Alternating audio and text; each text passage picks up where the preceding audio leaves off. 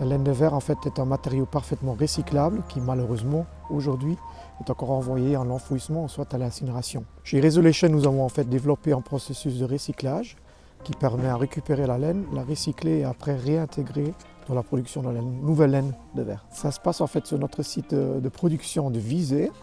Visé en fait c'est notre usine la plus grande en Europe. Nous mettons sur le marché chaque année 140 000 tonnes de laine de verre et en fait nous allons ajouter 5 à 10 % de laine de verre recyclée dans le processus de la nouvelle laine de verre.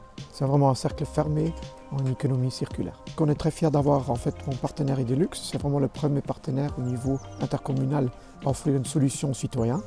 Et dans les parcs de recyclage, nous pouvons récupérer maintenant la laine de verre aussi. Qui dit recyclage aussi dit triage, c'est-à-dire qu'il faut vraiment montrer aux gens qu'est-ce que c'est la différence entre les laines minérales. En général, ce sont deux laines minérales.